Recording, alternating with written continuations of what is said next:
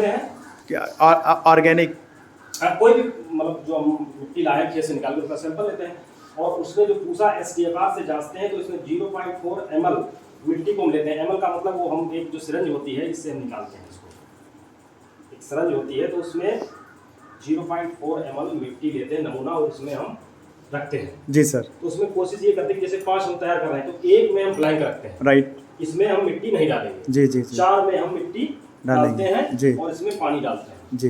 पानी डालने के बाद इसमें 2 केमिकल होते हैं OC1 और OC2।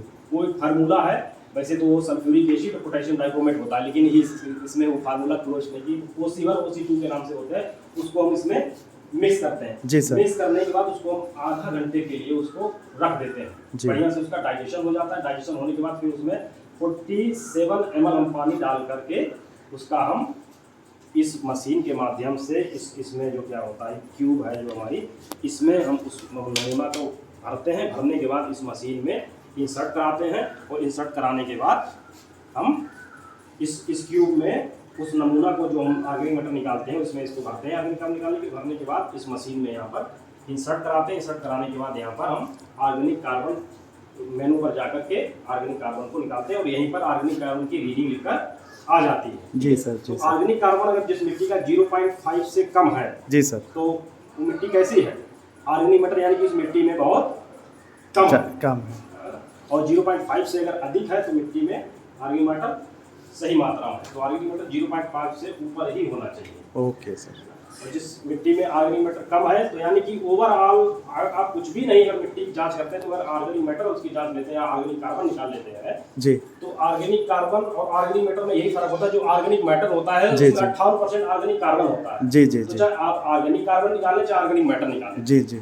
ऑर्गेनिक कार्बन निकालेंगे तो उसमें 1.725 मल्टीप्लाई करके उसका ऑर्गेनिक मैटर निकल आता है। जी। ठीक है, तो ऑर्गेनिक कार्बन अगर 0.5 से हमारी मिट्टी में कम है तो हमारी मिट्टी खराब है, यानी कि ऑर्गेनिक मैटर उसमें बहुत कम मात्रा में है। उसमें हम हरी खाद बताएंगे, गोबर की खाद का प्रयोग करेंगे जिससे हमारा ऑर्गेनिक मैटर अच्छा होगा। अच्छा, राइट सर। इस तरह से 3 पैरामीटर पीएच, ईसी और ऑर्गेनिक कार्बन, ये 3 निकालकर हम अपनी मिट्टी की गुणवत्ता की जांच करके हम इस नतीजे पर पहुंच सकते हैं कि हम क्या कौन से वेजिटेबल्स या कौन से क्रॉप को हम लगा सकते हैं। ठीक है सर। इसमें देखो इसी प्रकार सारे वो आते हैं, इससे ये है इसमें सारे पैरामीटर से ये हम क्लिक करिए पीएच आया, ठीक है, इससे पीएच मापेंगे। इसके बाद ईसी आया, ईसी के बाद अब आया माइक्रो न्यूट्रिएंट्स। पिछली बार हम बताए थे माइक्रो और माइक्रो न्यूट्रिएंट 2 प्रकार के होते हैं जी। माइक्रो न्यूट्रिएंट होते हैं जिनको पौधों को अधिक मात्रा में आवश्यकता होती है और माइक्रो न्यूट्रिएंट वो होते हैं जिनको पौधों की कम मात्रा में आवश्यकता होती है। जैसे micro nutrient nitrogen, phosphorus, potash, calcium, magnesium, sulphur, ये जो 6 तत्व हैं ये क्या है, माइक्रो न्यूट्रिएंट्स।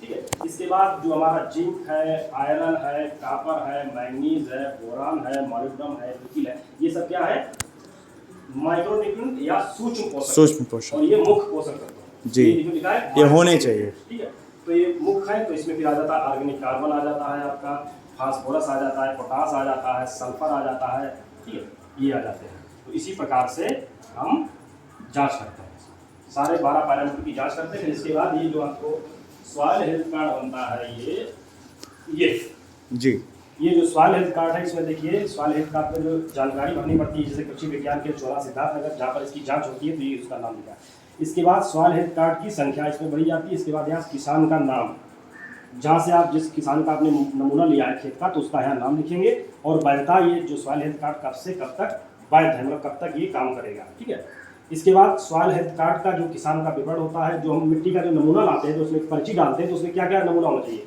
क्या क्या जानकारी होनी चाहिए। तो उसमें नाम यानी किसान का नाम होना चाहिए, उसका पता में आपको उसका गांव होना चाहिए, तहसील जो भी चीज़ें है ना, गांव होना चाहिए, और जिला तहसील है, जिला है, पिन कोड और आधार संख्या और मोबाइल नंबर। ठीक, और सॉइल नमूना विवरण, मिट्टी का जो नमूना है उसका विवरण क्या होगा, सॉइल नमूना संख्या, नमूना एकत्र करने की तिथि, किस तारीख में आपने नमूना जो मिट्टी का नमूना है एकत्र किया।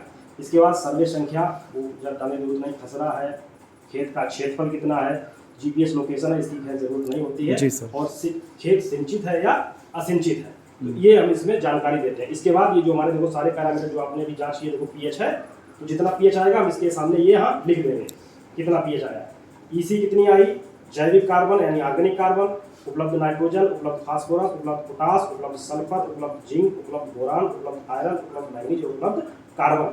तो जो रीडिंग आती है हम इसमें लिख देते हैं कि इतना इतना आया है। ठीक, इसके बाद क्या होता है कि यहाँ पर हम ये है कि रिकमेंडेशन किसकी, अब इसमें जांच के अनुसार पर हम बताते हैं कि किसमें किसकी ज़रूरत है।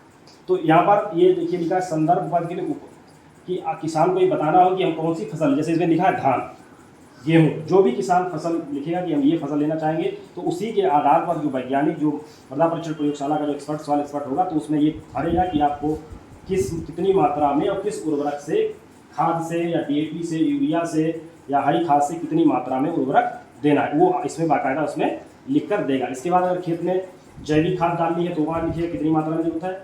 इसके बाद जैव खाद जो बायो फर्टिलाइजर होते हैं और चूना या जिप्सम की जरूरत है वो भी इसमें लिखिएगा कि कितनी मात्रा में चूना जिप्सम आपको देना। तो ये एक तरीके के सवाल हेल्थ कार्ड बनकर तैयार हो जाता है और ये किसानों को दिया जाता है और ये जो मिट्टी की जाँच